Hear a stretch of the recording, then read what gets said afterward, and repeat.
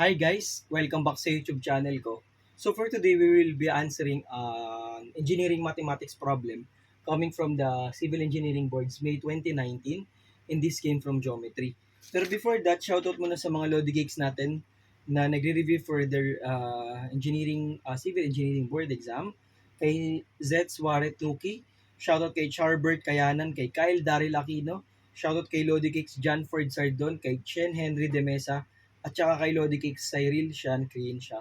And maraming salamat sa mga Lodi Cakes natin na ito na patuloy na sumusuporta sa mga platforms na meron sa Sir IJ. God bless you always, future engineers, and more power sa inyo. In triangle ABC, AB is equal to 30 meters, BC is equal to 36 meters, and AC is equal to 48 meters.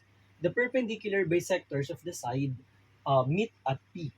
Okay, how far is point P from side BC? Okay, so una munang concept.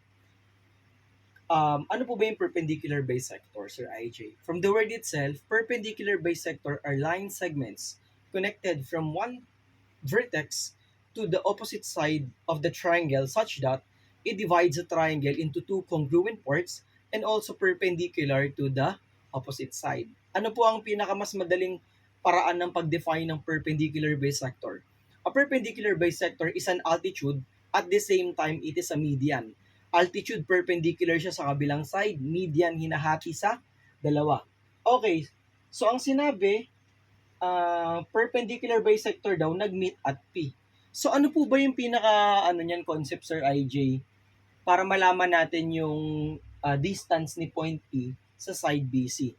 Okay, recall guys, tandaan po natin the intersection. Okay, so medyo may conceptual muna tayo. The intersection of the perpendicular bisectors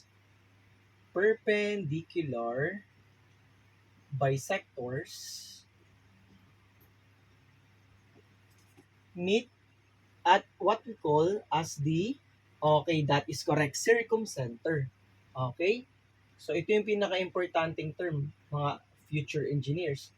So take note nyo tong binax ni Sir IJ, circumcenter. Ibig sabihin pala, Sir IJ, kapag circumcenter, so it means na lahat niya nag-intersect sa circumcenter, gagawa lang tayo ng circle outside the given triangle para malaman natin yung hinahanap na distance from point P to side BC. So let us illustrate. So for the drawing or for the analysis of this one, let's say we will try to draw a circle. Assuming that this is a perfect circle na lang. So meron tayong AB equals 30 meters. Let's say ganito yung drawing natin, mga Lodi Cakes. So let's try to draw a triangle like this. So this is point B, point A, and point C. So we have AB equals 30 meters. So this is 30 meters, Lodi Cakes. And BC is 36 meters. And AC is equal to 48 meters. Ang hinahanap natin is how far, the perpendicular bisectors of the side meet at P. So gawa tayo, let's say, ng perpendicular bisector papunta dito. Ito perpendicular dito, at the same time, these two are congruent. Kasi nga, based on the definition. Okay, same thing goes for this one, mga Lodi Cakes. So this is perpendicular, at the same time, this is also equal. Sorry, it must be dalawa lang.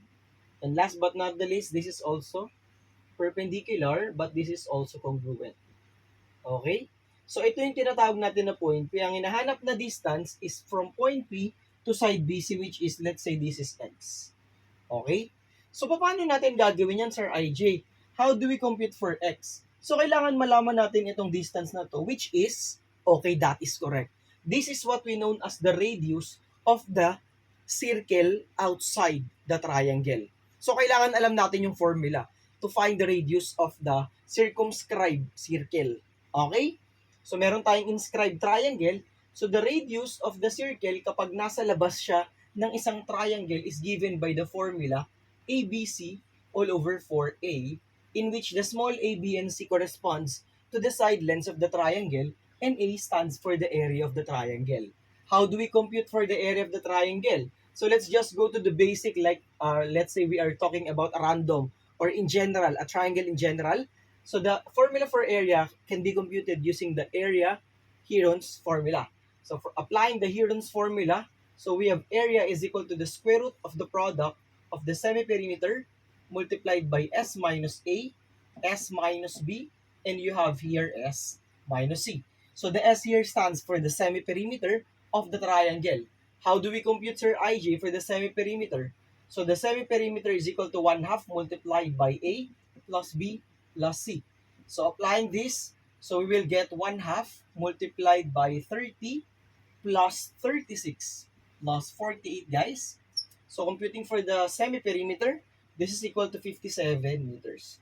So plugging in the values of this to this, so we have the area of the triangle is equal to 57, square root of 57 rather multiplied by 57 minus 30, 57 minus 36, and last but not the least, 57 minus 48. So just get your calculators. Let's just compute for the value. Much better if you will just consider the exact first before you do anything. So the area is equal to 27 square root of 399. So we have now the area. So if you have now the area, you can now compute for the value of R. So we have R is equal to ABC. So that is 30 multiplied by 36 multiplied by 48 all over 4 multiplied by the area of the triangle that we computed a while ago, 27 square root of 399. So we have 30 times 36 times 48 all over 4 multiplied by 27 square root of 399. Approximately, this is 24.03. If this is 24.03, nasa choices yan, mali ka na agad kung yan yung sinagot mo. Kasi we are looking for the value of x in which that can be computed using Pythagorean theorem. Since this is 36, guys, hatiin natin to into 18 and 18. So we have 18 squared, applying Pythagorean theorem, plus x squared equals r squared, which is equal to 24.03 squared. So pwede nyo nang compute to gamit yung calculators nyo. So 24.03 squared minus 18 squared, then just get the square root. So the final answer for this board problem is 15.92 meters, which is letter B. Okay guys, ulitin ko lang po, ang pinaka-importante dito, Sir IJ, is yung concept that the intersection, so it must be the intersection, guys, sorry. The intersection of the perpendicular bisectors meet at the circumcenter. So if you draw the triangle and the circle outside, so you can solve for the value of R, in which it will be used to find the distance of point P to side BC, and just use the concepts and basic formulas for this. And if you have questions or clarifications, huwag po kayo mahiyang mag-comment sa comment section. I hope na-refresh kayo ni Sir IJ, and good luck din sa mga future engineers natin na magte-take ng board exam sa ECE, sa CE, and other boards like ChemEng, and yung mga hindi pa po nagte-take, and galingan yung mga Lodi Cakes. I hope by the end of the year, engineers na po kayo. Thank you so much everyone. Bye-bye and God bless.